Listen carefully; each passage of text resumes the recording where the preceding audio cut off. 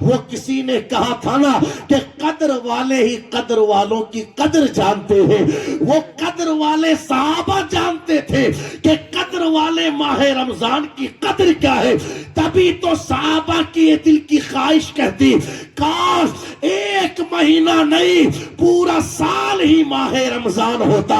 اور آپ دیکھیں ماہ رمضان کی عظمت کیا ہے.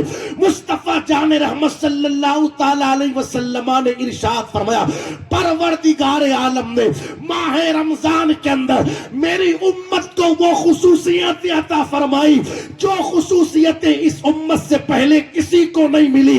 صحابہ نے پوچھا آقا وہ کون سی خصوصیتیں ہیں؟ میرے نبی نے فرمایا ان خصوصیتوں میں سے ایک خصوصیت یہ ہے کہ جب میرا امتی روزہ رکھتا ہے اور شام کے وقت بھوکا پیاسا رہنے کی وجہ سے اس کے منہ کے اندر جو بدبو پیدا ہوتی ہے لوگ کہتے ہیں کہ بدبو آ رہی ہے مگر وہ منہ سے پیدا ہونے والی بو خدا کے نزدیک مشک سے بھی زیادہ پسندیدہ ہے. میرے آقا صلی اللہ تعالی علیہ وسلم اور آپ کے صحابہ خود ماہ رمضان کا استقبال فرماتے تھے. بڑی مشہور سی حدیث مبارکہ جس کو روایت کیا حضرت سلمان فارسی رضی اللہ تعالی عنہ نے، وہ کہتے ہیں کہ جب شعبان المعظم کے مبارک مہینے کی آخری تاریخ ہوتی یعنی رمضان شریف آنے والا ہوتا، آخری تاریخ ہوتی شعبان المعظم کے مبارک مہینے کی، تو اس وقت حضور صلی اللہ تعالی علیہ وسلم اپنے صحابہ کو جمع فرماتے اور صحابہ کو جمع کرنے کے بعد صحابہ کے درمیان حضور علیہ السلام ایک خطبہ ارشاد فرماتے. میرے آقا علیہ السلام فرماتے لوگوں تمہارے اوپر ایک عظمت والا اور ایک برکت والا مہینہ سایہ کرنے والا ہے. مزید میرے آقا علیہ السلام ارشاد فرماتے لوگوں یہ تمہارے پاس جو مہینہ آنے والا ہے اس مہینے کی عظمت و شان کا عالم یہ ہے کہ اگر کوئی اس مہینے میں نفل ادا کرتا ہے اللہ ثواب اسے فرض کا عطا فرماتا ہے، اور اگر کوئی ایک فرض اس مہینے میں ادا کرتا ہے تو پروردگار عالم اس بندے کو ثواب 70 فرضوں کا عطا فرماتا ہے. مصطفیٰ جان رحمت صلی اللہ تعالی علیہ وسلم نے مزید ارشاد فرمایا لوگوں یہ مہینہ صبر کا مہینہ ہے، یہ مہینہ مساوات کا مہینہ ہے، یہ مہینہ رزق میں برکت کا مہینہ ہے. مصطفیٰ جان رحمت صلی اللہ تعالی علیہ وسلم نے ارشاد فرمایا جو بندہ ایمان کے ساتھ اخلاص کے ساتھ اس ماہ مبارکہ کے اندر روزہ رکھتا ہے شام کو تراویح ادا کرتا ہے پروردگار عالم اس بندے کے گناہوں کو معاف فرما دیتا ہے. آپ دیکھیں یہ خطبہ خود مصطفیٰ جان رحمت صلی اللہ تعالی علیہ وسلم اپنے صحابہ کے درمیان ارشاد فرماتے تاکہ لوگوں کو پتہ چل جاوے آنے والے مہینے کی عظمت کیا ہے، آنے والے مہینے کا مقام کیا ہے، آنے والے مہینے کا مرتبہ کیا ہے. آپ دیکھیں حضور علیہ السلام نے یہ نہیں کہا کہ ایسا مہینہ آئے گا کہ جس کا دن عظمت والا ہے یا جس کی رات عظمت والی ہے یا جس کی صبح عظمت والی ہے یا جس کی شام عظمت والی ہے، بلکہ میرے آقا نے ارشاد فرمایا شہر عظیم شہر مبارک، ایسا مہینہ تشریف لانے والا ہے جو پورا کا پورا مہینہ ہی عظمت والا ہے، یعنی اس کی رات بھی عظمت والی، اس کا دن بھی عظمت والا، اس کی صبح بھی عظمت والی، اس کی شام بھی عظمت والی، ہاں افطاری کرنا بھی عظمت والا، سحری کرنا بھی عظمت والا، تراویح ادا کرنا بھی عظمت والا. اس مہینے کا ایک ایک لمحہ، ایک ایک سیکنڈ، ایک ایک منٹ عظمت والا. گویا کہ جو بندہ اس عظمت والے مہینے کی قدر کر لے گا پروردگار عالم اس بندے کو بھی عظمت والا بنا دے گا. مصطفیٰ جان رحمت صلی اللہ تعالی علیہ وسلم نے ماہ رمضان کی آمد سے قبل خطبہ ارشاد فرمایا تاکہ لوگوں کو پتا چل جاوے کہ آنے والے مہینے کی شان کیا ہے۔ اور آپ پڑھے صحابہ کی زندگی، کس حوالے سے صحابہ فکر مند رہتے تھے ماہ رمضان کے حوالے سے۔ ایک رسالہ ہے، جس رسالے کا نام آقا کا مہینہ ہے۔ کیا نام ہے؟ آقا کا مہینہ، اس رسالے کا نام۔ اس رسالے کے اندر صحابہ کرام رضوان اللہ تعالی علیہ مجمعین کے حوالے سے یہ بات تحریر کی گئی کہ جیسے ہی رجب کا چاند نظر آتا، کون سا چاند؟ رمضان شریف کا نہیں، رجب کا چاند نظر آتا تو صحابہ کرام رجب کا چاند دیکھتے ہی، شعبان کا چاند دیکھتے ہی اللہ اکبر ماہ رمضان کی تیاریاں شروع کر دیتے۔ یعنی جیسے ہی شعبان المعظم کا چاند نظر آیا تو صحابہ کرام کی کیفیت یہ ہوتی کہ وہ کثرت کے ساتھ قرآن کی تلاوت کرنا شروع کر دیتے۔ صحابہ کرام کی کیفیت یہ ہوتی کہ اگر ان کے اوپر کسی کا قرضہ باقی رہتا تو اس کو جلدی سے ادا کر دیتے، اور اپنا اگر کسی کے اوپر دیا ہوا کسی کے اوپر قرضہ ہے تو اس سے لے لیتے۔ یہی پر بس نہیں بلکہ صحابہ کی کیفیت یہ ہوتی کہ جیسے ہی شعبان المعظم کے مبارک مہینے کا چاند نظر آیا تو صحابہ کرام اس شعبان کے مہینے میں ہی اپنے مال کی زکوٰۃ ادا کر دیتے تھے تاکہ مستحق لوگ تک زکوٰۃ پہنچ جائے اور وہ لوگ اطمینان و سکون کے ساتھ ماہ رمضان گزار سکے۔ تمام طریقے کے کاموں سے صحابہ کرام رضوان اللہ تعالی مجمعین شعبان المعظم کے مبارک مہینے میں فارغ ہو جاتے۔ مقصد ایک ہی رہتا، دل کھول کر کے رمضان شریف میں اللہ کی عبادت کی جائے، دل کھول کر کے ماہ رمضان میں قرآن کی تلاوت کی جائے، دل کھول کر کے ماہ رمضان میں اپنے کریم کو راضی کیا جائے۔ جس وقت ہم نے صحابہ کی زندگی کے ان حالات کو پڑھا کہ یار وہ شعبان کا چاند نظر آتے ہی رمضان کی تیاریاں شروع کر دیتے تھے، ان کی کیفیت تو یہ تھی کہ رمضان کے ایک مہینے پہلے، رمضان کے آنے سے ایک مہینے پہلے ماہ رمضان کی تیاری شروع۔ اور ہماری اور آپ کی کنڈیشن کیا ہے؟ ہماری اور آپ کی کنڈیشن یہ ہے کہ مشکل سے 1 یا 2 دن بچا ہے، مگر اب تک کسی کو کوئی خیر خبر ہے ہی نہیں۔ کوئی کسی سے پوچھ بھی نہیں رہا کہ بھائی چاند کس دن نظر آئے گا۔ کوئی کسی سے ماہ رمضان کے حوالے سے چرچا کرنے کو تیار نہیں، بلکہ لوگوں کی کنڈیشن یہ ہے، سوچتے ہیں کہ شاید 30 کا ہی نظر آ جاوے تو ٹھیک رہے۔ یہ لوگوں کی ماہ رمضان کے حوالے سے دلچسپیاں، جبکہ آپ صحابہ کرام کی زندگی پڑھے، ایک ایک مہینے پہلے صحابہ ماہ رمضان کی تیاریاں شروع کر دیتے، اس لیے کہ صحابہ جانتے تھے ماہ رمضان کی عظمتیں کیا ہے، ماہ رمضان کا مقام کیا ہے۔ ہماری کنڈیشن تو یہ ہے کہ شروع کے 15 دن ماہ رمضان کے کمانے کے اندر گزار دو، اور باقی کے 15 دن یا 14 دن جو بچے ہیں ان دنوں کو عید کی خریداری کے اندر گزار دو۔ ہمیں کیا پتا کہ ماہ رمضان کی عظمت کیا ہے، ہمیں کیا پتا کہ ماہ رمضان کا مقام کیا ہے، ہمیں کیا پتا کہ ماہ رمضان کی برکتیں کیا ہے۔ وہ کسی نے کہا تھا نا کہ قدر والے ہی قدر والوں کی قدر جانتے ہیں، وہ قدر والے صحابہ جانتے تھے کہ قدر والے ماہ رمضان کی قدر کیا ہے۔ تبھی تو صحابہ کی یہ دل کی خواہش کہتی کاش 1 مہینہ نہیں پورا سال ہی ماہ رمضان ہوتا۔ اور آپ دیکھیں ماہ رمضان کی عظمت کیا ہے۔ مصطفیٰ جان رحمت صلی اللہ تعالی علیہ وسلم نے ارشاد فرمایا، پروردگار عالم نے ماہ رمضان کے اندر میری امت کو وہ خصوصیت عطا فرمائی جو خصوصیتیں اس امت سے پہلے کسی کو نہیں ملی۔ صحابہ نے پوچھا آقا وہ کون سی خصوصیتیں ہیں؟ میرے نبی نے فرمایا ان خصوصیتوں میں سے ایک خصوصیت یہ ہے کہ جب میرا امتی روزہ رکھتا ہے اور شام کے وقت بھوکا پیاسا رہنے کی وجہ سے اس کے منہ کے اندر جو بدبو پیدا ہوتی ہے، لوگ کہتے ہیں کہ بدبو آ رہی ہے، مگر وہ منہ سے پیدا ہونے والی بو خدا کے نزدیک مشک سے بھی زیادہ پسندیدہ ہے۔ مصطفیٰ جان رحمت فرماتے یہ خصوصیت اس امت کے علاوہ اللہ تعالیٰ نے کسی اور کو عطا نہیں فرمائی. آپ سمجھے تو صحیح ماہ رمضان کا مقام کیا ہے. مزید میرے آقا علیہ السلام نے ارشاد فرمایا رات اور دن فرشتے میری امت کے روزے داروں کے لیے دعائیں مغفرت کرتے ہیں. سبحان اللہ.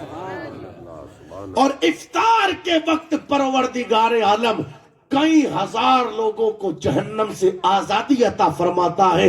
اور میرے آقا علیہ السلام فرماتے ہیں جب ماہ رمضان مکمل ہونے والا ہوتا ہے تو جتنے ہزار ہر روز آزاد کیے گئے جہنم سے ان ساروں کی برابر پروردگار عالم رمضان شریف کے آخری دن لوگوں کو جہنم سے آزادی عطا فرماتا ہے. آپ دیکھیں یہ عظمت مصطفیٰ جان رحمت صلی اللہ تعالی علیہ وسلم نے ماہ رمضان کی بیان فرمائی. ہم کیا جانے کہ ماہ رمضان کا مقام کیا ہے. ہم کیا جانے کہ ماہ رمضان کی عظمت کیا ہے. ایک سال کے بعد پلٹ کر کے آتا ہے ماہ رمضان. کتنے سال کے بعد؟ 11 مہینے کے بعد پلٹ کر کے آتا ہے. مگر اس میں بھی کنڈیشن یہ ہے قاری رمضان صاحب ابھی بیچ میں 2-4 دن جب ٹھنڈ پڑی نا تو کچھ لوگوں کا حال یہ ہوا وہ کہنے لگے یار یہ ٹھنڈ تھوڑی اور بڑھ جاوے تو مزہ آ جاوے. ہم نے پوچھا کیسے مزہ آ جاوے تو وہ کہنے لگے ٹھنڈ تھوڑی اور بڑھ جاوے تو رمضان شریف کے روزے رکھنے میں ہمارے لیے آسانی ہو جاوے. میں نے کہا یا اللہ صبح لوگوں کو سحری کرنی ہے شام کو افطار کرنا ہے اور پورا دن ایسی کولر پنکھوں کے اندر سونا ہے مگر اس کے باوجود بھی لوگ کہتے ہیں کہ ٹھنڈ اور بڑھ جاوے تو رمضان شریف کے روزے رکھنے میں ہمارے لیے آسانی پیدا ہو جاوے. یہ ہماری کیفیت یہ ہماری سوچ یہ ہمارے دل کی خواہش. مگر آئیں سرکار مولائے کائنات کی بارگاہ میں چلے اور ان سے پوچھے سرکار مولائے کائنات ہماری تو پسند یہ رہی کہ رمضان شریف کے مہینے میں ٹھنڈ رہے ہم سحری بھی کریں افطاری بھی کریں اور پورے دن آرام سے سوئیں اور پھر روزہ رکھیں. سرکار آپ بتائیں نا آپ کو کیا پسند ہے. تو سرکار مولائے کائنات فرماتے ہیں اگر علی کی پسند پوچھنا چاہتے ہو تو پھر سنو مجھے یہ بات پسند ہے کہ گرمی کے اندر میں اللہ کی رضا کے لیے روزہ رکھوں. علی کو گرمی کے اندر اللہ کی رضا کے لیے روزہ رکھنا پسند ہے. ہمارے بزرگوں کا تو یہ طریقہ رہا کہ وہ گرمی کے اندر روزہ رکھنا پسند کرتے تھے اور ہماری کنڈیشن یہ جبکہ سحری بھی کرنی ہے افطاری بھی کرنی ہے. وجہ اس کی یہ ہے کہ ہمیں پتہ ہی نہیں کہ ماہ رمضان کی عظمت کیا ہے اس کا مقام کیا ہے اس کا مرتبہ کیا ہے.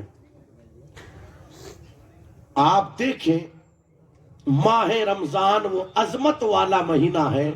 میرے آقا علیہ السلام نے ارشاد فرمایا جیسے ہی چاند نظر آتا ہے جنت کے دروازے کھول دیے جاتے ہیں اور جہنم کے دروازوں کو بند کر دیا جاتا ہے. اس مبارک مہینے کا چاند نظر آتے ہی جنت کے دروازے کھول دیے جائیں اور جہنم کے دروازے بند کر دیے جائیں.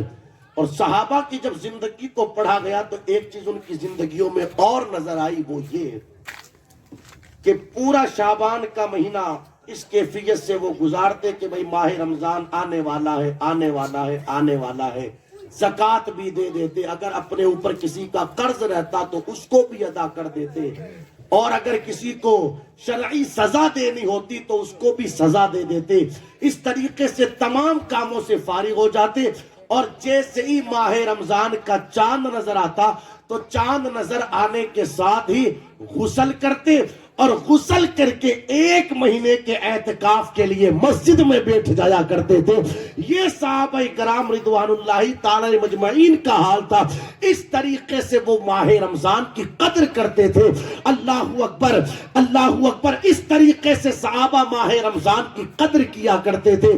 لیکن آج ہماری اور آپ کی کیفیت یہ ہے خدا را بڑے افسوس کے ساتھ کہنا پڑتا ہے کہ آج جتنی ماہ رمضان کی ناقدری ہم نے کی ہے شاید کہ کسی اور نے کی ہو. مجھے آپ کے کچیرا کے حالات پتا نہیں، میں تو اپنے علاقے کو سامنے رکھ کر کے بات کروں. کثرت کے ساتھ لوگ ماہ رمضان میں روزے نہیں رکھتے. کثرت کے ساتھ لوگوں کا حال یہ. اور اگر کسی نے رکھا زیادہ سے زیادہ تو شروع کا 1 یا 2 رکھ لیا اور آخر کا 1-2 رکھ لیا، اور یا پھر برکت کے لیے جمعرات یا جمعہ کے دن رکھ لیا. یہ لوگوں کی کیفیت ماہ رمضان کے حوالے سے. اور اللہ رحم فرمائے، روزے داروں کے سامنے کھلم کھلا پوڑیاں کھانا، بیڑیاں پینا، سگریٹیں پینا. میں پھر کہتا ہوں، مجھے ادھر کے حالات پتا نہیں، چاہے کمٹھوں کا کام کرنے والے ہوں، چاہے درزی کا کام کرنے والے ہوں، چاہے کلر کا کام کرنے والے ہوں، یہ جتنے لوگ دیکھے گئے الا ماشاءاللہ اکثریت ایسے لوگوں کی ہے جو روزہ نہیں رکھتے اور کھلم کھلا لوگوں کے سامنے کھاتے اور پیتے نظر آتے ہیں. اب یہاں پر رک کر کے مدینے والے کا ایک فرمان سنیں. میرے آقا علیہ الصلوۃ والسلام نے ارشاد فرمایا، اس وقت تک میری امت ذلیل و رسوا نہیں ہوگی جب تک میری امت ماہ رمضان کا حق ادا کرتی رہے گی. اور جب میری امت ماہ رمضان کا حق ادا کرنا چھوڑ دے گی تو پھر اس کے بعد یہ اس طریقے سے ذلیل و رسوا ہوتی ہوئی نظر آئے گی کہ کوئی ان کو ذلت و رسوائی سے بچانے والا نہیں ہوگا. صحابہ نے پوچھا، یا رسول اللہ علیہ الصلوۃ والسلام، ماہ رمضان کا آخر حق ادا نہ کرنا یہ کون سی چیز ہے؟ مصطفیٰ جان رحمت نے ارشاد فرمایا، ماہ رمضان کا حق ادا نہ کرنا یہ ہے کہ ماہ رمضان کے اندر حرام کام کرنا، ماہ رمضان کے اندر گناہ کرنا. پہلی چیز تو ماہ رمضان کا روزہ نہیں رکھا گیا، اور دوسری چیز لوگوں کے سامنے ماہ رمضان کے اس مبارک مہینے کے اندر لوگوں نے کھلم کھلا کھانے اور پینے کا رواج بنا لیا. یہ لوگوں کی کیفیت. جب تک لوگ ماہ رمضان کی قدر کرتے رہے، ماہ رمضان کی عظمتوں کو، اس کے مقام و مرتبے کو سمجھتے رہے، پروردگار عالم نے وہ عزتیں اور وہ مقام اور وہ مرتبہ عطا فرمایا تھا کہ قسم خدا کی مصطفیٰ جان رحمت نے ارشاد فرمایا، اصحابی کالنجوم فبأیہم اقتدیتم اہتدیتم. میرے صحابہ ستاروں کی طرح ہے، تم ان میں سے کسی ایک کی پیروی کر لو گے اللہ تمہیں ہدایت عطا فرمائے گا. جب تک لوگوں نے ماہ رمضان کی قدر کی، پروردگار عالم نے وہ عظمتیں عطا فرمائی. اور آج ہم نے ماہ رمضان کے ساتھ کیا سلوک کیا ہم سب بہتر جانتے ہیں. جوان بیٹے روزہ نہیں رکھ رہے، باپ کچھ نہیں کہہ رہا. چھوٹے چھوٹے بہانے بنا کر کے لوگ ماہ رمضان کے روزے چھوڑ دیں. اگر ماہ رمضان کی قدر ایک مجوسی کر لیتا ہے نا، مجوسی، پوچھے آپ ان علماء سے اللہ کتنا اونچا مرتبہ دیتا ہے. ایک مجوسی تھا، آگ پوجنے والا. ہوا یوں، اس نے اپنے بیٹے کو دیکھا کہ ماہ رمضان میں میرا بیٹا بازار میں کھا پی رہا ہے.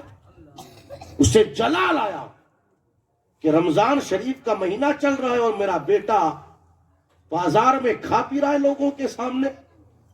بیٹے کے قریب گیا اور جانے کے بعد اس نے بیٹے کو ایک تماچا مارا اور کہا، خبردار تجھے شرم نہیں آتی کہ ماہ رمضان چل رہا ہے تو لوگوں کے سامنے کھا پی رہا. پہلے کے مجوسی کتنے غیرت مند تھے، اور آج کا مسلمان اتنا بے غیرت ہو گیا کہ خود بھی کھا رہا ہے، بیٹے کو بھی کھلا رہا ہے. پہلے کے مجوسی کتنے غیرت مند تھے. بیٹے کو تماچا مارا اور کہا، خبردار تجھے پتا نہیں رمضان شریف چل رہا ہے؟ تو بیٹا کہنے لگا، کھاتے تو آپ بھی ہو. تو باپ نے پلٹ کر کے کہا، میں بھی کھاتا ہوں مگر بازار میں تیری طرح نہیں کھاتا، گھر پر کھاتا ہوں، لوگوں کے سامنے نہیں کھاتا، چھپ کر کھاتا ہوں. مجوسی تھا نا. اب آپ دیکھیں، اس نے اپنے بیٹے سے کہا، خبردار آج تو کھا لیا، آئندہ کبھی ایسی حرکت مجھے نظر نہ آئے. خیر ہوا یوں، بیٹا بھی گھر گیا، باپ بھی گھر گیا. وقت گزرتا رہا، ہوا یوں کہ اس مجوسی کا انتقال ہو گیا. انتقال کے بعد کسی نے خواب میں دیکھا کہ وہ مجوسی جنت کے باغ میں ٹہلتا ہے. تو خواب میں دیکھنے والے نے کہا، نزہت المجالس کی روایت ہے، تو آگ کی پرستش کرنے والا تو جنت میں کیسے پہنچا؟ اب جواب سنے جواب. اس نے کہا یہ بات ٹھیک ہے کہ میں دنیا کے اندر مجوسی تھا، لیکن جس وقت میری موت کا وقت قریب آیا، موت کا فرشتہ میری روح قبض کرنے کے لیے آیا، تو قدرت نے اعلان فرمایا خبردار، روح قبض بعد میں کی جائے، پہلے اسے کلمہ پڑھا دیا جائے. میں نے ماہ رمضان کا احترام کیا، ماہ رمضان کی قدر کی، تو پروردگار عالم نے مرتے وقت مجھے کلمے کی دولت عطا کر دی، اور یہ اسی کی برکتیں ہیں کہ مجھے مرنے کے بعد جنت عطا کر دی گئی. میں کہنا چاہتا ہوں یار، اگر ایک مجوسی ماہ رمضان کا احترام کرتا ہے تو پروردگار عالم اتنا اونچا مقام عطا فرماتا ہے. اگر کوئی نبی کا کلمہ پڑھنے والا ماہ رمضان کا احترام کرے گا تو پروردگار عالم کتنی برکتیں عطا فرمائے گا. مگر ہم نے سمجھا ہی نہیں کہ ماہ رمضان کی عظمت کیا ہے، ماہ رمضان کا مقام کیا ہے، ماہ رمضان کی برکت کیا ہے. ہونا تو یہ چاہیے تھا مسجد ابھی سے فل ہو جاتی، مگر انتظار کر رہے ہیں لوگ کب چاند نظر، جب چاند نظر آئے گا تب مسجد جائیں گے. کیا اس سے پہلے نماز فرض نہیں ہے؟ اگر 29 کا چاند نظر نہ آیا، ویسے تو لوگ آئیں گے 29 تاریخ کو بھی مغرب کے وقت مسجد میں کہ شاید نظر آ جاوے، لیکن جب دیکھیں گے نہیں آیا تو عشاء سے پھر آنا بند کر دیں گے. پھر عشاء نہیں پہنچے، فجر نہیں پہنچے، ظہر نہیں پہنچے، عصر نہیں پہنچے، پھر نہ دو کر کے مغرب میں آئے. یہ ہماری اور آپ کی کیفیت ماہ رمضان کے حوالے سے. خدا را سمجھے تو صحیح ماہ رمضان کی عظمت کیا ہے. یوں ہی صحابہ نے نہیں کہا کاش پورا سال ہی ماہ رمضان ہوتا. انہیں پتا تھا ماہ رمضان کی عظمت کیا ہے، ماہ رمضان کا مقام کیا ہے. اللہ کا قرآن کہتا ہے فَمَنْ شَهِدَ مِنْكُمُ الشَّهْرَ فَلْيَصُمْ، تم میں سے جو کوئی ماہ رمضان پائے اسے چاہیے کہ وہ رمضان شریف کے روزے رکھے. پروردگار عالم نے ہمارے اوپر روزے فرض کیے ہیں، اور آپ دیکھیں تو صحیح کتنی خوبصورت عبادت. بندہ روزہ رکھ کر کے سو رہا ہے، بندے کو اللہ تعالیٰ نیکیاں عطا فرماتا ہے. روزہ رکھ کر کے بندہ کام کر رہا ہے، اس کو نیکیاں دی جا رہی ہے. رات کو تراویح پڑھ کر کے سویا، اس نیت کے ساتھ صبح کو بیدار ہو کر کے پھر روزہ رکھنا ہے، پوری رات سو رہا ہے مگر اللہ اکبر نیکیاں عطا کی جا رہی ہے. صبح سحری کھانے کے لیے بیٹھا، نیکیاں دی جا رہی ہے. شام کو افطار کے لیے بیٹھا، نیکیاں عطا کی جا رہی ہے. تراویح کے لیے مسجد میں آیا، نیکیاں عطا کی جا رہی ہے. کتنی برکتوں والا مہینہ ہے، کتنی رحمتوں والا مہینہ ہے. حالانکہ میں یہاں کا حالات نہیں جانتا، ورنہ ہم نے دنیا میں دیکھا ہے لوگ یہ کہتے ہیں کہ ماہ رمضان سیزن کا مہینہ ہے، یعنی پیسہ کمانے کا مہینہ ہے، دولت کمانے کا مہینہ ہے. میں کہتا ہوں نادان انسان، تو سمجھ نہیں پایا، یہ سیزن کا تو مہینہ ہے مگر دولت کمانے کے سیزن کا نہیں، یہ نیکیاں کمانے کے سیزن کا ہے. یہی وجہ تو ہے کہ عام دنوں کے اندر اگر تو نیکی کرے تو ثواب 1 گنا تجھے ملے، ماہ رمضان میں تو نیکی کرے تو اللہ ثواب 70 گنا تجھے عطا فرمائے. یہ نیکیاں کمانے کا سیزن ہے مگر ہم نے سمجھا ہی نہیں ہے. ہونا تو یہ چاہیے تھا کہ صحابہ کے طریقے پر عمل کرتے ہوئے لوگ اپنے سارے کام کاج سے شعبان کے مہینے میں فارغ ہو جاتے ہیں. زکوٰۃ دینی ہے ماہ شعبان میں دے دیتے، کپڑے وغیرہ سلانے ہیں ماہ شعبان میں سلوا لیتے، کوئی کھانے پینے کا سامان لے کر کے آنا ہے ماہ شعبان میں لا کر کے رکھ دیتے.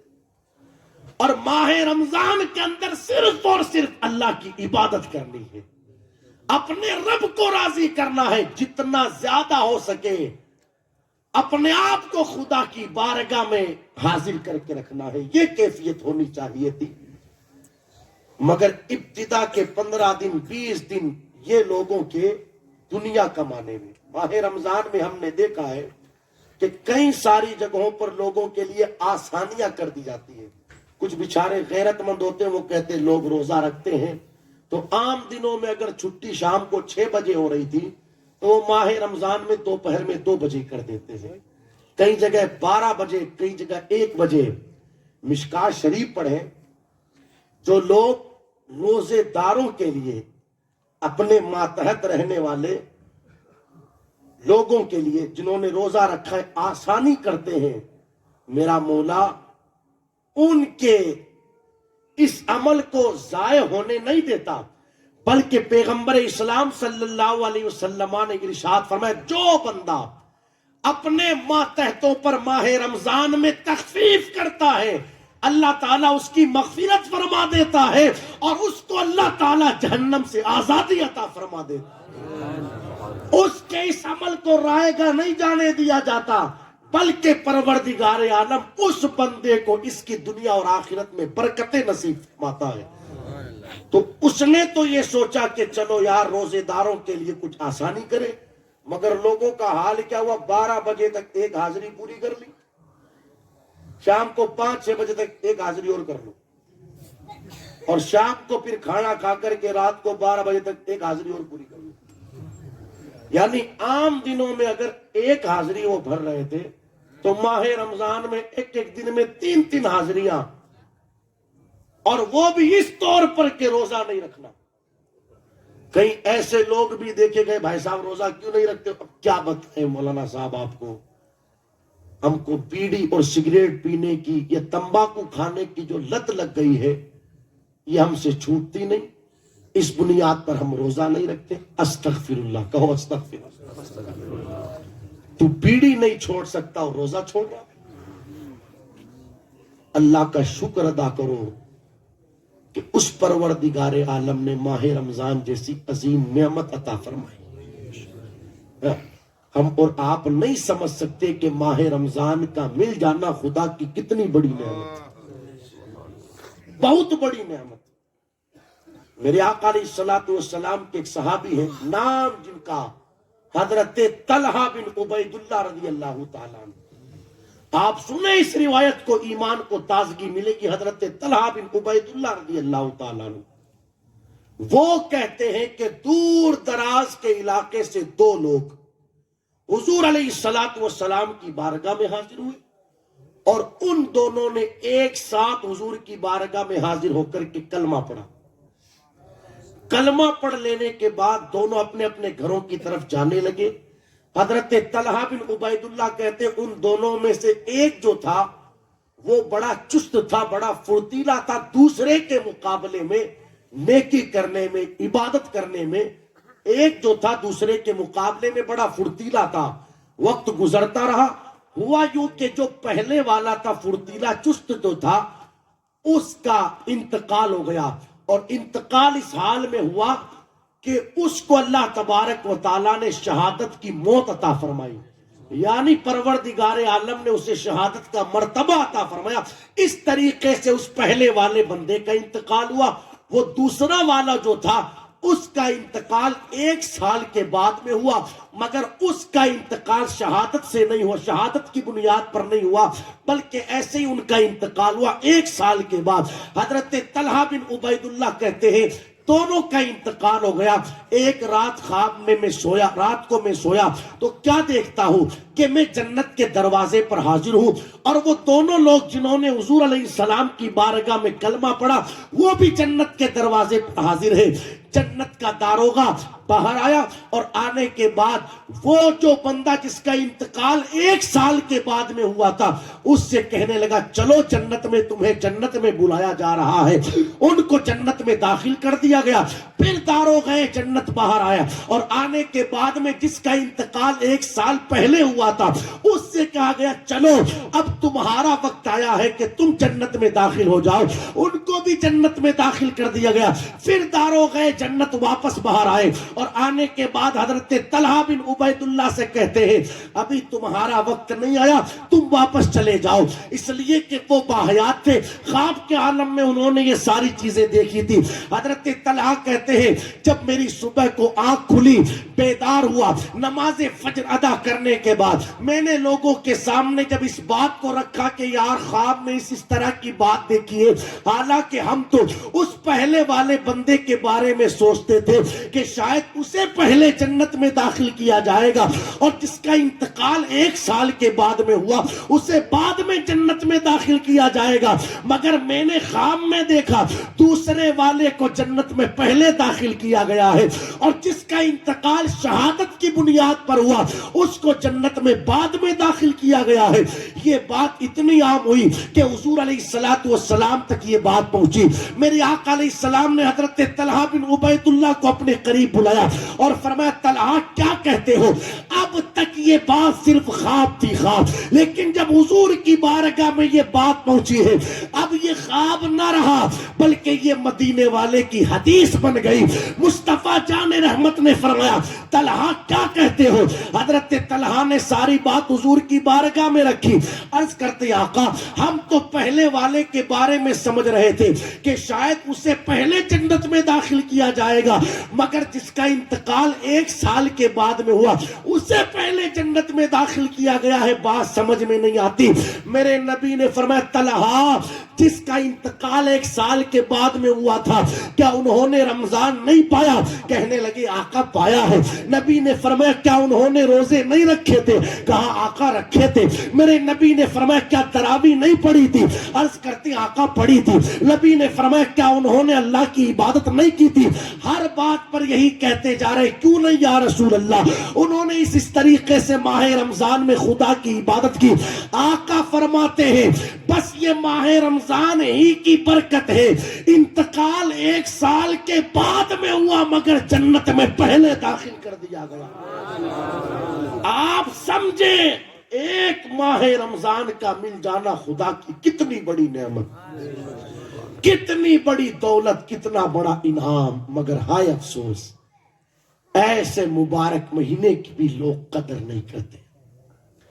کئیوں کا تو حال یہ ہے کہ ماہ رمضان کے اس بابرکت اور عظمت والے مہینے میں بھی گانے سن رہے ہیں، فلمیں دیکھ رہے ہیں، جوئے کھیل رہے ہیں، گالی گلوچ کر رہے ہیں۔ یاد رکھیں جس طریقے سے ماہ رمضان میں ایک نیکی کرنے پر ثواب 70 گنا ملتا ہے نا، اسی طریقے سے اگر کوئی گناہ بھی کرے تو ایک گناہ کے بدلے میں اسے اس کے نامہ اعمال میں 70 گنا لکھے جاتے ہیں۔ جس طرح نیکی کا بدلہ 70 گنا ملتا ہے اسی طریقے سے گناہ کے بدلے بھی نامہ اعمال میں 70 گنا لکھے جاتے ہیں۔ اس لیے خدا را میری گزارش آپ لوگوں سے یہ ہے، یہ مبارک مہینہ ان قریب ہمارے درمیان آنے والا ہے، ہماری ذمہ داری بنتی ہے کہ ماہ رمضان کی قدر کریں، خود بھی روزے رکھیں، اپنے گھر کی خواتین سے بھی روزے رکھوائیں، بچے بالغ ہو گئے ان سے بھی روزے رکھوائیں۔ سمجھ میں آ رہی ہے میری بات؟ ایسے ہماری بے تعلقی ماہ رمضان سے، تراویح کا موقع ماہ رمضان ہی میں تو ملتا ہے پڑھنے کا، مگر اس میں بھی لوگ یہ تلاش کرتے ہیں کہ علم ترا کہاں پر ہو رہی ہے، کیا دیکھتے سورہ تراویح کہاں پڑھائی جا رہی ہے، یا پھر یہ دیکھتے ہیں کہ 8 تراویح کہاں پر ہو رہی ہے۔ استغفر اللہ، پورا سال تو قرآن سے دور رہا، پورا سال نہ تو پڑھا قرآن، نہ تو نے قرآن سنا، مگر اس کے بعد بھی کہ اس کریم کا کرم دیکھ کہ ایسا بابرکت مہینہ اس نے تجھے عطا فرمایا کہ جس کے ذریعے سے تو قرآن سن سکے، مگر اللہ اکبر ایسا غنیم، ایسا مبارک موقع اور ایسا بابرکت موقع بھی تو نے ضائع کر دیا، اور اس چکر میں تو پڑا ہوا ہے کہ سورہ تراویح کہاں ہو رہی ہے۔ میں یہ نہیں کہتا کہ اگر کہیں پر سورہ تراویح ہوتی ہے کسی گھر کے اندر کسی باڑے میں تو وہ تراویح نہیں ہوتی، تراویح تو ہو جائے گی دوست، مگر جو قرآن مبارکہ سنت ہے ماہ رمضان کے اندر، اس سنت کا ثواب کہاں سے لاؤ گے؟ مسجد کے اندر حاضری کا ثواب کہاں سے لے کر کے آؤ گے؟ اس لیے اپنی طبیعت پر اس چیز کو بوجھ نہ بنائیں، بلکہ رب کا شکر ادا کرے۔ ذرا سی تکلیف اگر بظاہر آپ کو اٹھانی پڑے تو اٹھا لے، مگر خدا کی قسم یہ بظاہر جو آپ کو چھوٹی موٹی تکلیف نظر آ رہی ہے، یہ تکلیف نہیں، یہ دنیا اور آخرت میں آپ کے لیے نجات کا ذریعہ ہے۔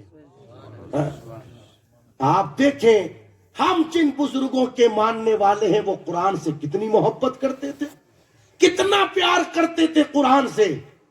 سیدنا سرکار امام اعظم ابو حنیفہ رضی اللہ تعالیٰ عنہ، کروڑوں حنفیوں کے پیشوا، کروڑوں حنفیوں کے مقتدا امام اعظم ابو حنیفہ، نام ہی صرف بڑا نہیں ہے، ان کا کام بھی بڑا ہے۔ صرف نام ہی بڑا نہیں، ایسے کوئی امام اعظم نہیں بنتا۔ آپ کے مبارک دور میں ایک بکری چوری ہو گئی۔ کیا چوری ہو گئی؟ بکری۔ ایک شخص نے آ کر کے حضرت کی بارگاہ میں عرض کیا، سرکار بکری چوری ہو گئی میری، آپ دعا کر دیں۔ امام اعظم ابو حنیفہ رضی اللہ تعالی عنہ نے اس کو تسلی دی، اس کو تو گھر کی طرف روانہ کیا، اور بکریوں کا جو ماہر تھا اس کو بلایا، اور بلانے کے بعد کا بتا زیادہ سے زیادہ ایک بکری کتنے سال زندہ رہ سکتی ہے؟ اس نے کہا حضرت 7 سال۔ کتنے سال؟ امام اعظم ابو حنیفہ رضی اللہ تعالی عنہ نے ان 7 سالوں کے اندر بکرے کا گوشت نہیں کھایا، گوشت نہیں کھایا بکرے کا ان 7 سالوں کے اندر۔ تو کسی نے کہا حضرت بات سمجھ میں نہیں آئی، مسئلہ پوچھنے آیا تھا وہ بندہ اور 7 سالوں تک گوشت کھانا ہی بند کر دیا۔ جواب سنو، ایسے ہی کوئی امام اعظم ابو حنیفہ نہیں بنتے۔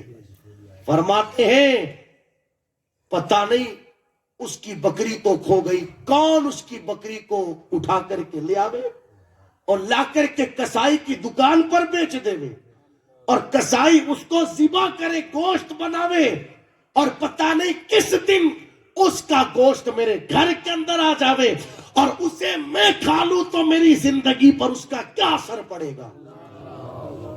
یہ کیفیت، یہ احتیاط، تب جا کر کے کوئی امام اعظم ابو حنیفہ بنتا ہے۔ اور یہاں تو کنڈیشن یہ ہے کہ مسلمانوں کی اکثریت کا گزارا ہی حرام پر ہو رہا ہے۔ ماہ رمضان کہ اس بابرکت اور عظمت والے مہینے کے اندر بھی لوگ حرام کھانے اور حرام لینے سے باز نہیں آتے۔ آپ مجھے بتاؤ، صبح سے شام تک بندہ بھوکا رہے، پیاسا رہے، اور شام کو جب افطاری کا وقت آوے پتہ چلے کہ جس مال سے افطاری لائی گئی ہے وہ مال حلال کا نہیں، مجھے بتاؤ اس کا اثر بندے کی زندگی پر کیا پڑے گا؟ میں تو کہتا ہوں چٹنی روٹی سے افطاری کرنا پڑے کر لے، مگر قسم خدا کی حلال لقمے سے کرے۔ دیکھو حلال لقمے کی برکت کیا۔ ایک جوان ہے جس کا نام عبدالعزیز، کیا نام ہے؟ عبدالعزیز۔ وہ ایک اللہ والے کی بارگاہ میں جاتا، تو اس اللہ والے کو اس جوان کا آنا اپنی بارگاہ میں بڑا پسند آیا، اس لیے کہ باادب تھا وہ۔ تو اس اللہ والے نے ایک دن ایسا کیا کہ ایک روٹی کا ٹکڑا اس آنے والے جوان کو دے دیا کہ اسے کھا لینا۔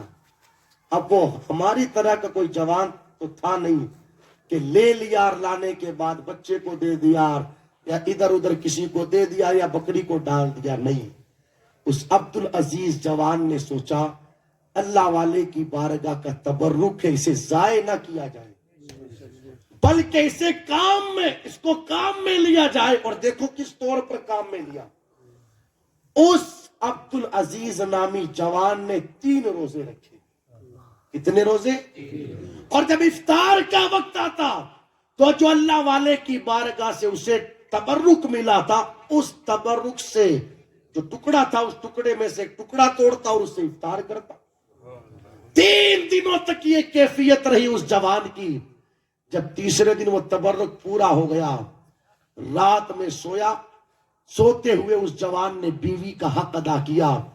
قدرت کا کرنا ایسا ہوا، بیوی حمل سے ہوئی اور 9 مہینے گزرنے کے بعد دنیا کے اندر ایک بچے نے آنکھیں کھولی، جس بچے کو دنیا سیدنا سرکار عمر بن عبدالعزیز کے نام سے جانتی اور پہچانتی ہے۔ آپ دیکھیں، جب غذا پاکیزہ ہوتی ہے، غذا اچھی ہوتی ہے تو قسم خدا کی زندگیوں پر غذاؤں کا یہ اثر پڑا کرتا ہے۔ اب بندہ پورے دن روزہ رکھے ہوئے، کھانے پینے اور دوسری چیزوں سے اپنے آپ کو روکے ہوئے، اب آپ مجھے بتائیں شام کے وقت اگر افطاری حرام کے لقمے سے کی جائے گی تو بندے کی زندگی پر اس کا اثر کیا پڑے گا؟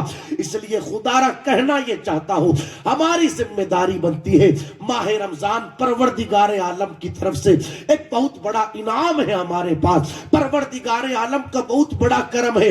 آپ سوچے تو صحیح، کئی ہمارے بھائی ایسے تھے جو پچھلے سال ہمارے ساتھ تھے، مگر اس سال جب گھروں کے اندر دسترخوان بچھے گا، سارے لوگ آ کر کے دسترخوان پر بیٹھیں گے، مگر کچھ لوگ ایسے رہیں گے جن کی جگہ اس رمضان کے اندر ہمیں خالی نظر آئے گی۔ آپ دیکھیں تو صحیح، آج وہ لوگ اس عظیم نعمت سے محروم ہو گئے۔ پروردگار عالم نے ہمیں زندگی عطا فرمائی اور زندگی عطا کرنے کے ساتھ اس پروردگار عالم نے ماہ رمضان کی عظیم نعمت سے ہمیں سرفراز فرمایا۔ اب ہماری ذمہ داری بنتی ہے کہ ہم اس ماہ رمضان کی قدر کریں۔ کیا کریں؟ آپ سوچو، جس کو ملنے کی حضور دعا کرتے ہو، جس کا استقبال امام الانبیاء انبیاء خود فرماتے ہو، یار وہ مہینہ کتنا عظمت والا ہوگا۔ حضور خود دعا کر رہے ہیں، اللہم بلغنا رمضان، اللہم بلغنا رمضان، اللہم بلغنا رمضان۔ جس کو ملنے کی مصطفیٰ جان رحمت دعا کرتے ہو، آپ سوچو وہ مہینہ کتنی عظمت والا ہے، وہ مہینہ کتنی برکت والا ہے، وہ مہینہ کتنی شان والا ہے۔ میری ماں بہنیں بھی مجھے سن رہی ہے، میں گزارش کروں گا، خدا را پہلی چیز اللہ کی رضا کے لیے روزہ رکھنا، اور ایک چیز اور عرض کرتا چلوں، جہاں کھانے سے، پینے سے، جمع سے بندہ اپنے آپ کو دور رکھے، وہیں پر جھوٹ سے بھی دور رکھے، غیبت سے بھی دور رکھے، گالی گلوچ سے بھی دور رکھے، سمجھ میں آ رہی ہے؟ لڑائی جھگڑے سے بھی اپنے آپ کو دور رکھے، اس لیے کہ یہ ساری چیزیں وہ ہیں جن سے روزہ تو نہیں ٹوٹتا مگر روزے کی نورانیت ختم ہو جاتی ہے، روزے کی برکتیں ختم ہو جاتی ہے۔ اور ایسے لوگوں کے بارے میں مدینے والے کے فرمان کا مفہوم، جو بندہ صبح سے شام تک کھانے پینے سے تو رکا رہے مگر جھوٹ، غیبت، چگلی، لڑائی جھگڑا ان ساری چیزوں سے باز نہ آوے، اس بندے کے بھوکے پیاسے رہنے کی اللہ کو کوئی حاجت نہیں۔ بھائی جب ہم نے روزہ رکھا ہے تو آنکھ کا بھی روزہ ہونا چاہیے، کان کا بھی روزہ ہونا چاہیے، زبان کا بھی روزہ ہونا چاہیے۔ آنکھ کا روزہ یہ ہے کہ آنکھ حرام نہ دیکھے، کان کا روزہ یہ ہے کہ کان حرام نہ سنے، اور زبان کا روزہ یہ ہے کہ زبان حرام نہ بولے۔ کثرت کے ساتھ ماہ رمضان میں مدینے والے پر درود پڑھے، کثرت کے ساتھ ماہ رمضان میں قرآن کی تلاوت کرے۔ تو میں بات عرض کر رہا تھا نا امام اعظم کی، اتنا اونچا مقام۔ ماہ رمضان کے اندر امام اعظم ابو حنیفہ 61 قرآن مکمل کرتے ہیں۔ کتنے قرآن؟ زور سے بولو، 61 قرآن امام اعظم صرف ماہ رمضان میں مکمل کرتے تھے۔ ایک قرآن رات میں پڑھتے، ایک قرآن دن میں پڑھتے۔ رات کا اگر جوڑو تو 30، دن کا جوڑو تو 30، 60، اور ایک قرآن امام اعظم ابو حنیفہ تراویح میں مکمل فرماتے تھے۔ اس طور پر صرف ماہ رمضان کے اندر امام اعظم ابو حنیفہ 61 قرآن مکمل فرماتے تھے. آج ہم امام اعظم کے ماننے والے حنفی، میں پوچھنا چاہتا ہوں ہمارے کتنے پورے ہوتے ہیں؟ یہاں تو ایک پارہ ہی پورا نہیں ہوتا، توفیق ہی نہیں ملتی لوگوں کو. سمجھو تو صحیح، ماہ رمضان کا اور قرآن کا بڑا گہرا تعلق ہے. اللہ قرآن میں ارشاد فرماتا ہے شہر رمضان الذی انزل فیہ القرآن، بندے رمضان کا مہینہ وہ مہینہ ہے جس میں ہم نے قرآن نازل کیا.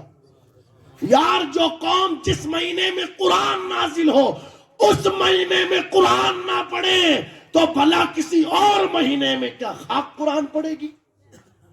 جس مہینے میں قرآن نازل ہوا اس میں ہی لوگ قرآن نہیں پڑھتے تو پھر کس مہینوں میں قرآن پڑھو گے؟ یہ ہماری قرآن کے ساتھ دوری، یہ ہماری قرآن کے ساتھ بے تعلقی.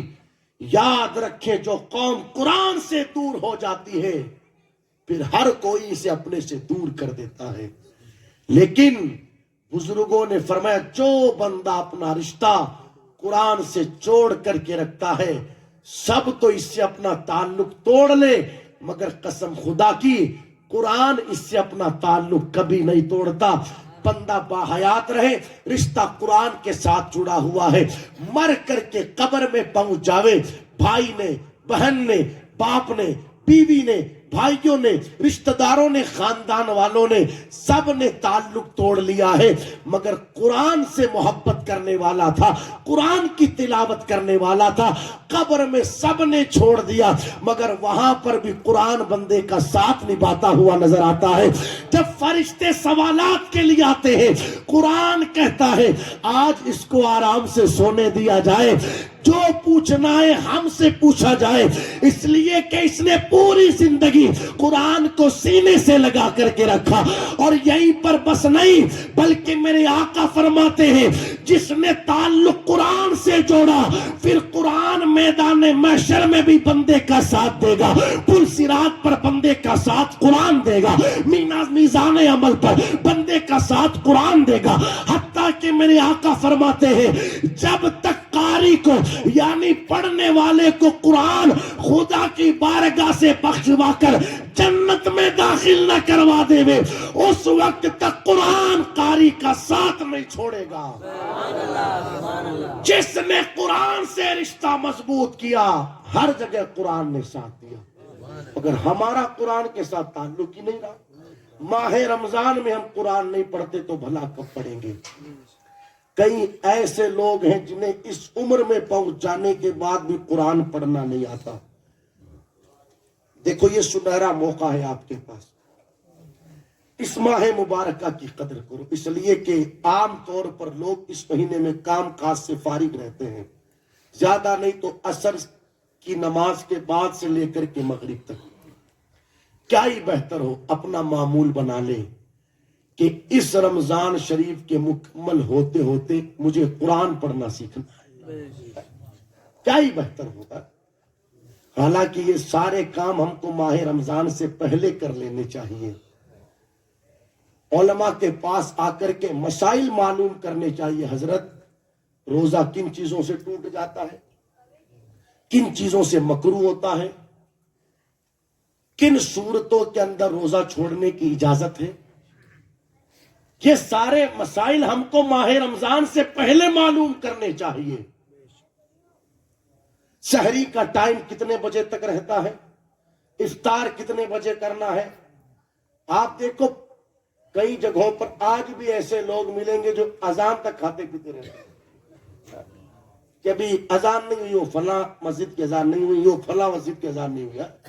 یعنی آج بھی جہالت کی حد دیکھو کہ آج بھی اس علم کے دور میں بھی لوگ جہالت کے اندر اس طریقے سے ڈوبے ہوئے ہیں کہ وہ اذان تک کھا پی رہے ہوتے ہیں. وہ یہ سمجھتے ہیں کہ شاید ہمارا روزہ ہے، انہیں پتہ ہی نہیں کہ پورا مہینہ گزر گیا اور آپ کا ایک روزہ بھی نہیں ہوا جناب. اور یہ ساری چیزیں اس بنیاد پر ہوتی ہے کہ ہم نے علم نہیں سیکھا، ہم علماء کے قریب نہیں ہوئے، ہم علماء کی بارگاہ میں آ کر کے نہیں بیٹھے. تو یہ ساری چیزیں ہم کو ماہ رمضان سے حالانکہ پہلے سیکھ لینی تھی، مگر اب بھی کچھ نہیں بگڑا۔ میں گزارش کروں گا اس مہینے کی قدر کریں۔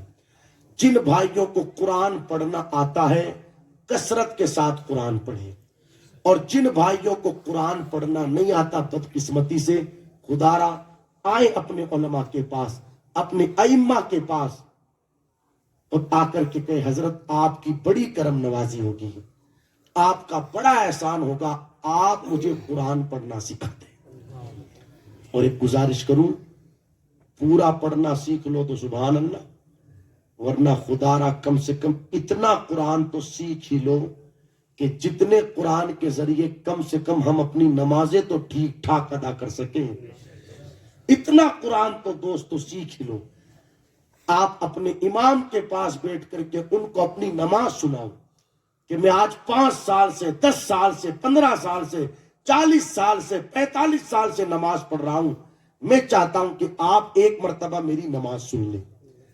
اس لیے کہ کئی میرے بھائی ایسے ہیں جو نمازیں تو 40 سالوں سے پڑھ رہے ہیں، مگر کیفیت یہ ہے کہ اب تک ان کی ثنا ٹھیک نہیں، اب تک ان کی سورہ فاتحہ ٹھیک نہیں۔ میں صحیح بتا رہا ہوں آپ کو۔ اب لوگ اس بنیاد پر آ کر کے نہیں بیٹھتے کہ یار اب تو شرم آئے گی، یہ دنیا کی شرم کوئی شرم نہیں ہے، اور علم حاصل کرنے میں کون سی شرم؟ علم حاصل کرنے میں ہم نے صحابہ کی زندگی پڑھی تو پتا چلا وہ مدینے سے مصر کا سفر کرتے تھے، مدینے سے شام کا سفر کرتے تھے، کس لیے؟ ایک حدیث کے لیے۔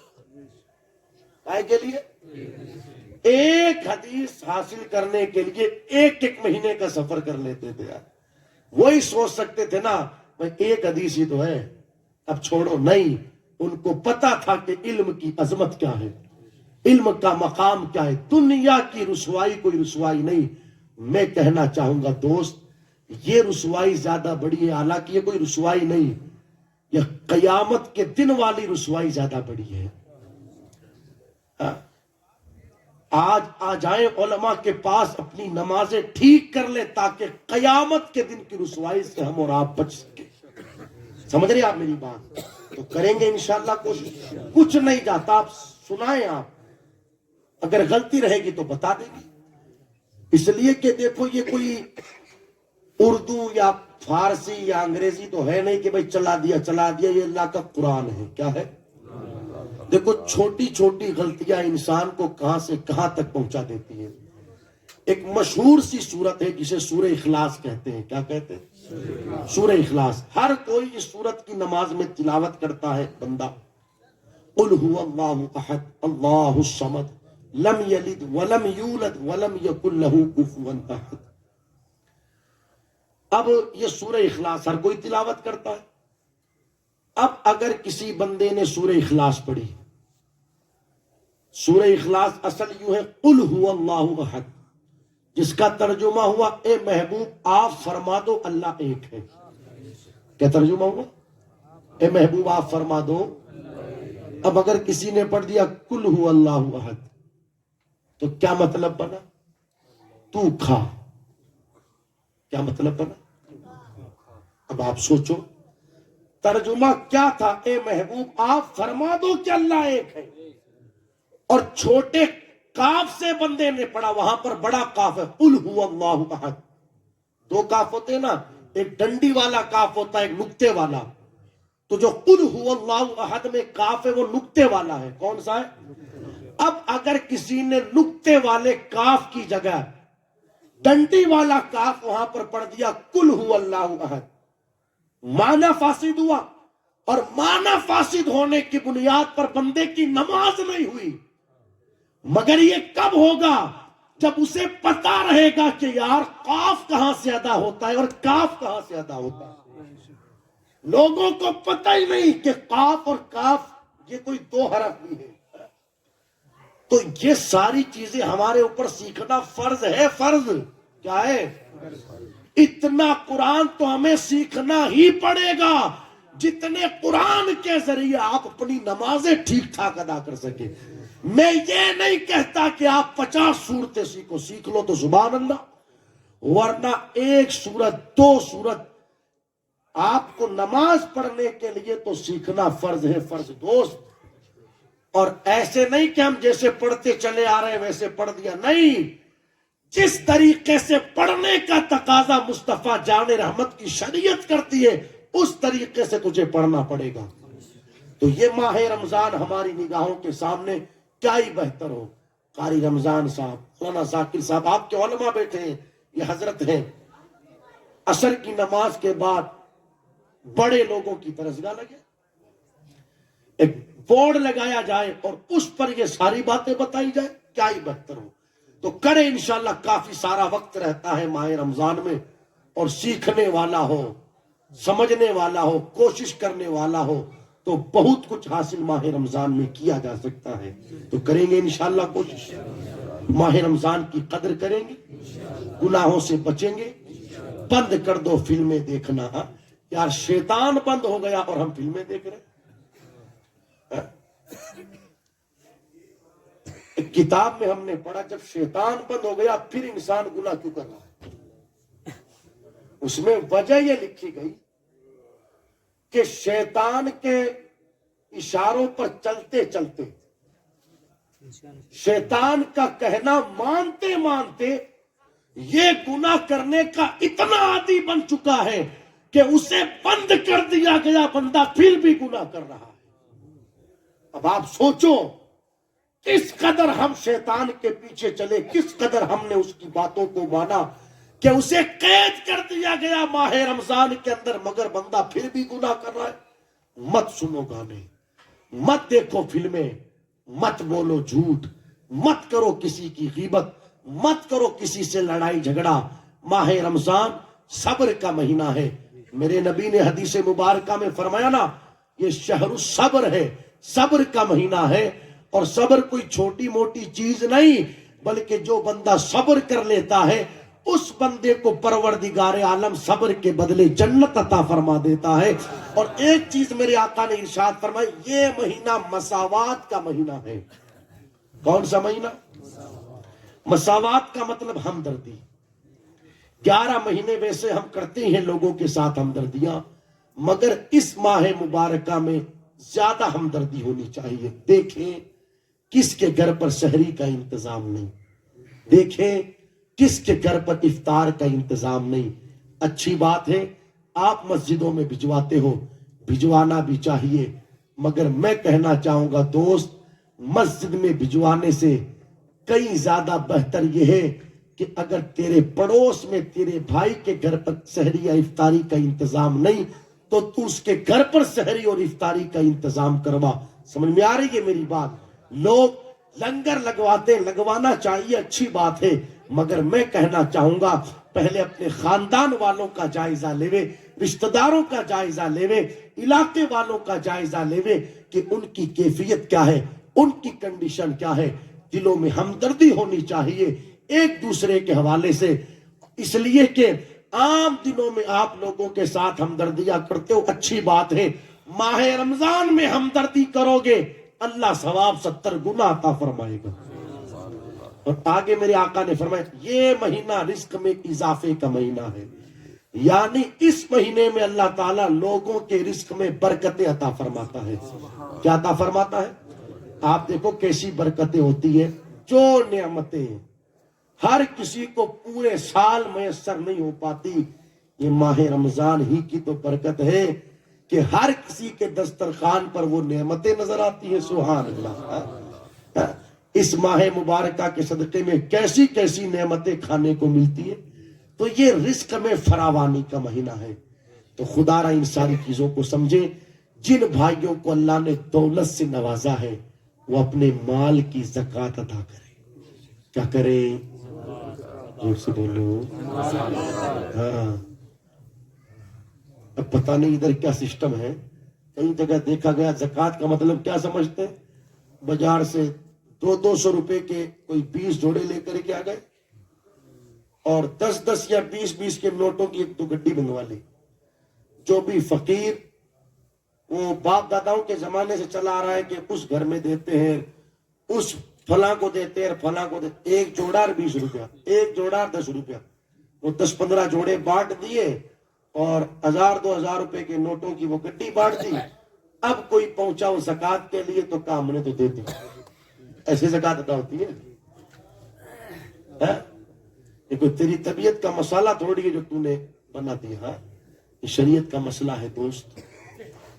جن چیزوں پر اسلام کی بنیاد ہے ان میں سے ایک زکات ہے. زکات جس کو پروردگار عالم نے دولت سے نوازت، جو مالک نصاب ہے. اب یہ تفصیلی مسائل ہے، آپ دیکھیں ان علماء کے پاس یہ سمجھائیں گے آپ کو. جو کوئی صاحب نصاب ہے اس بندے کو حساب لگا کر اپنے مال کی پوری زکات ادا کرنا یہ فرض ہے. فرض سمجھ میں آ رہی ہے میری بات؟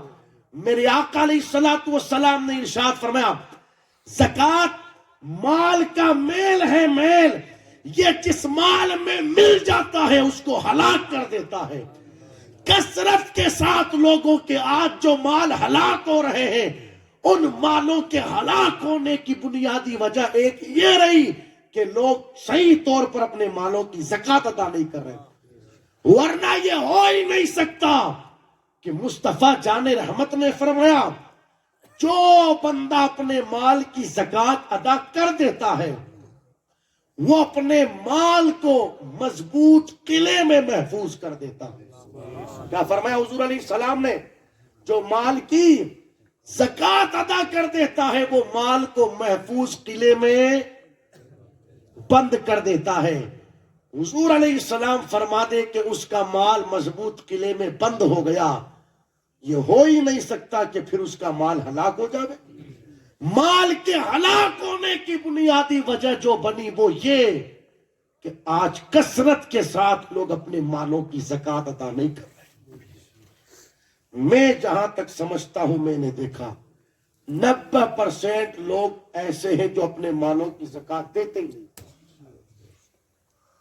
10% میں سے کچھ دیتے ہیں، وہ اس طور پر دیتے ہیں کہ بھائی جو نکال دیا سو نکال دیا ٹھیک ہے. کوئی 1-2% ہی بندہ ہوگا جو کسی عالم کے پاس جا کر بھائی اتنا توڑا سونا ہے، اتنا توڑا چاندی ہے، اتنا میرے پاس کیش ہے، یہ میرے پاس دکان کے اندر سامان ہے، اب ان ساروں کا ذرا حساب لگاؤ اور مجھے بتاؤ کہ اب میری زکات کتنی بنتی ہے. اور حساب لگوا کر کے اس بندے نے پوری زکات ادا کی. ایسے تو کوئی 1-2% ہی لوگ ملتے. اس لیے خدا را ان ساری چیزوں کو سمجھے.